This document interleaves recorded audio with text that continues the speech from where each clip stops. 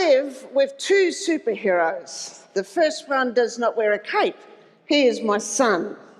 Hello everybody, my name is Tim Sharp. I'm a world famous artist. I was born in 1988 and I'm 25.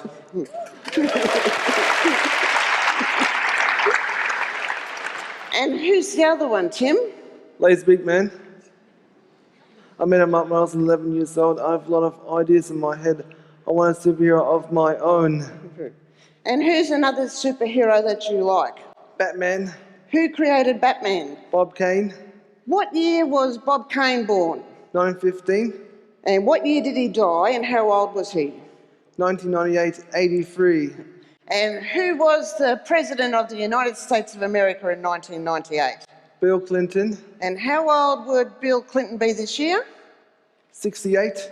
And how old would he be in the year 2032? 86. Very good, that's excellent. This is Lazy Beak Man. Have a look at his feet. Good. Sorry, we've never seen him that big before. And definitely not in the Sydney Opera House before. That's cool, that's really cool. We love it, love it, love it. Thank you. The Lazy Beak Man is not like other superheroes. There's not a lot of kapow and extraordinary superpowers about him. Instead, there is a lot of humour, there's a different way to look at life, and there's also a lot of Tim. This artwork is called A Double Shot of Happiness, and that is the story of my life. Shall we show them some more, Tim? Sure. Okay. The barbecue.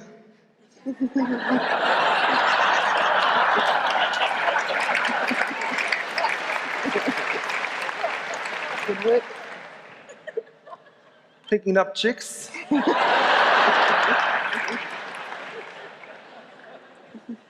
Black sheep of the family. Psychic.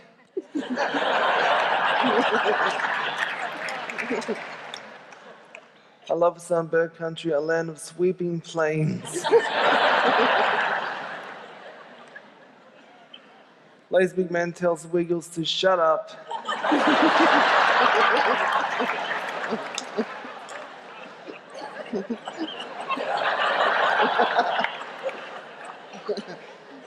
These are excellent, Tim. I know, I'm a very good artist. You are.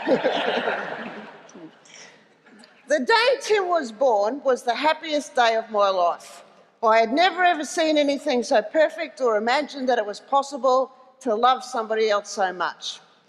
But things soon fell apart, and when Tim was 20 days old, I was at the doctor's saying, "What's wrong with my baby?" I was back at the doctor's nearly every week asking the same questions, but not getting any answers. Instead, the suggestion was that there was something wrong with me. That I was not coping, that I was depressed, that I was just a bad mother. Tim wasn't sleeping, he was distressed all the time. He had trouble eating. Some sounds absolutely terrified him. His play was solo and repetitive. Trying to take him anywhere was almost impossible as he cried and screamed so much. He wasn't at all like the little girl next door who was born at exactly the same time. Often I heard the words, "What's wrong with your son? I've never seen another kid like him." Often I wondered if he was deaf. And often I wondered if he liked me even just a little bit. My main concern was that he wasn't developing speech. And I was told to wait until he was 3, that he might just catch up. So the appointment was made for the day after his 3rd birthday, and that was the worst day of my life. He was supposed to be the best specialist in town, but he was also the cruelest. He told me that Tim had autism, and he said that Tim's problems were so severe and all-encompassing that there was no hope for Tim. He said that Tim would never speak, he would never go to school, and he would never learn anything.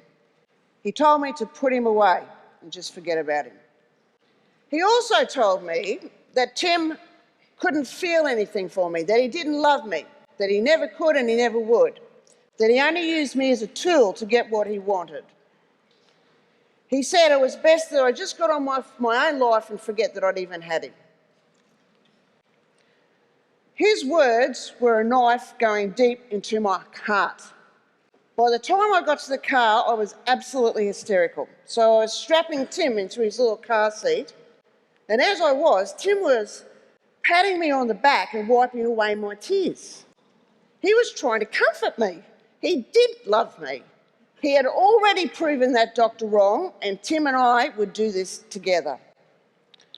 I was desperate to hear my son communicate with him, and I wanted to hear his voice. At the very least, I needed to teach him some words he would need in life, like food or water or help. I also hoped that one day I might hear the words mum. And I had a more secret wish that one day I may even hear the words, I love you, mum. And that would have been the ultimate moment of my life. Sadly for me, I had only learnt one way to communicate, which is get someone's attention, maintain it, and use words. Even if I'm talking to someone with another language, I can point or gesture or act things out. But none of that worked with Tim. Just trying to get his attention for a few short moments would take all day sometimes, and then it would be gone. I had to find another way to communicate with my son. He was too young to read, but I knew that he could see. So one day I sat at the table and I started to draw for him.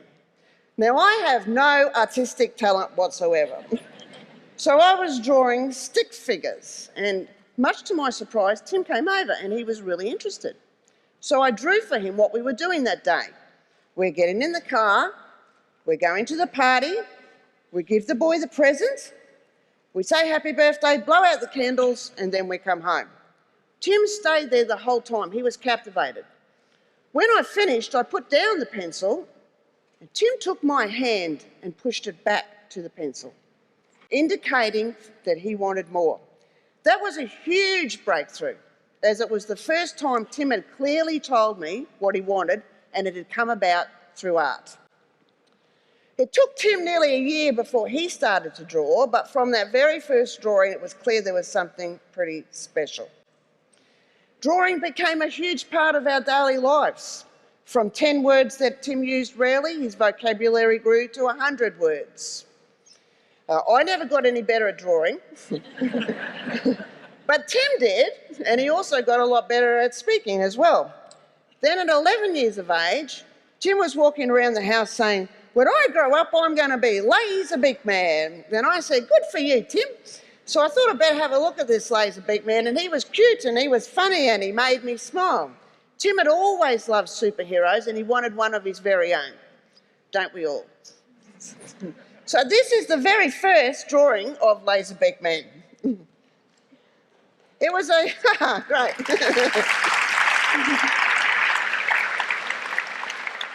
It was a friend's birthday coming up and we had no money back then, so I decided we'd make a card. So Tim drew Laser Big Man on the front and I said to him, what would Laser Big Man say, Tim?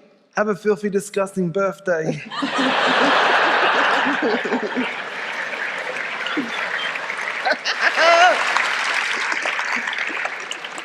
They're on sale at the front too, by the way, on your way out. At 16, Tim became the only Australian selected for the world's largest arts festival for people with disabilities in Washington, DC. Inclusion into the festival was dependent on attending, so I mortgaged the house. Tim, his brother Sam and I went to Washington. Tim carried the Australian flag into the opening ceremony at the John F. Kennedy Performing Arts Centre.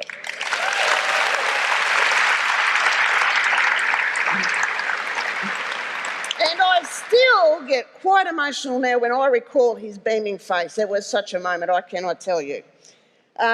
The ABC's Australian Story came with us, and after they screened the story of Tim's trip to Washington, his art career took off and it hasn't stopped. A small film about Tim has been shown in the Metropolitan Museum of Art in New York City. His art is hung in galleries and collections all around the world.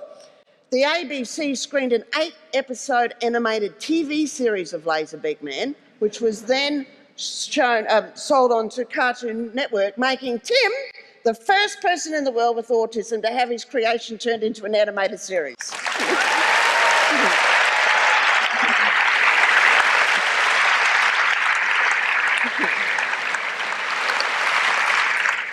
a young rock band from Nashville, Tennessee, Cameron Burnett and the Ghost Ballerinas, Googled the words colourful, happy art and came up with the name Tim Sharp. They asked Tim to create the artwork for his album cover, which they did, which he did. The boys were so inspired by Tim that they decided to put on the I Am What I Am music festival for autism awareness. Tim and I went to Nashville, and the best part of that festival was having young people with autism and young people without autism coming together and just doing what young people do, hanging out, having fun at a rock show. Inspiring inclusion is one of Tim's greatest achievements. Did you like going to Nashville, Tim? I loved it. I had the great time ever making new friends in the band. Yeah, good on you. On the 1st of February 1992, I escaped from a very abusive marriage. I fled the house in fear with my two little boys. Tim was not quite 4 and Sam was not quite 2. We went to a house with no electricity because I couldn't afford to have it connected. At times we received food from the Salvation Army, for which I am eternally grateful. In the winter time we all slept in one bed because I couldn't afford to buy the blankets we needed. There was no money for therapy or therapists for Tim. Instead, I had to do everything that I could think of, and I had to do it by myself. On the 1st of February 2011, exactly 19 years later to the very day, Tim and I sat in an office just across the harbour from here. It was the office of Miss Kate Blanchett. We had met her a few months earlier at one of Tim's art exhibitions and told her of Tim's dream to have Laserbeak Man come alive on the stage. We had come to Sydney to discuss that with her, and Tim was charming everyone in the room. He and Miss Blanchett were laughing together and were excited by the ideas that were being discussed. But to be honest, I didn't exactly pay attention to everything that was being said. I didn't really listen because I was sitting there in absolute disbelief at how far Tim had come in 19 years to be the funny, intelligent, incredibly polite, extraordinary young man he was in that meeting. 19 years earlier, I probably would not have got him in that room. And if I had, he would have been crying and screaming and doing everything he could to escape. And my heart would have been broken to see him in such distress. 19 years earlier, never ever in my wildest dreams could I ever imagine that such a day would come about. I was too scared to dream back then. I didn't look to the future. I couldn't see any hope for us. I didn't know what was going to happen to Tim, and I didn't know if I could do it by myself. The only thing I did know was that I had to try. I had to get up every day and just try. And if something didn't work out, I had to get up the next day and try another way. The inspiration to try like that came from Tim. Autism is an all-encompassing condition that affects every part of life. Tim was living in a world of terror and confusion. To me, autism, the cruelest part of autism, is that it steals the very essence of our being, the reason we are all here today, to connect. Yet Tim always tried to step outside those fears. If he could do that, then surely I could too. I knew that I would never, ever, ever give up, but I quickly learnt that I could always give a little bit more. Tim, you are a superhero for Sam and I. You are my very own double shot of happiness. Thank you. I was born to do my artwork. It makes me happy. Mum always sits with me when I draw. Would I do it without her? Definitely not. You have to try hard in life. Every day is a good day for me. Every day is a happy day for me. Mum and I are a good team. We are nice to each other. We are never mean to each other. We like hanging out. She is my mum and my best friend. She is beautiful and excellent. I love my mum. All you need is love.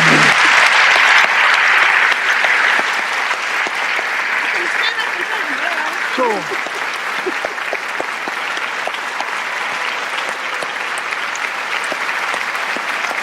Thank you.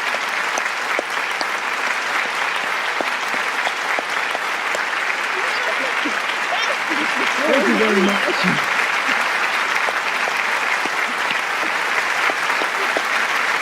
Thank you very much.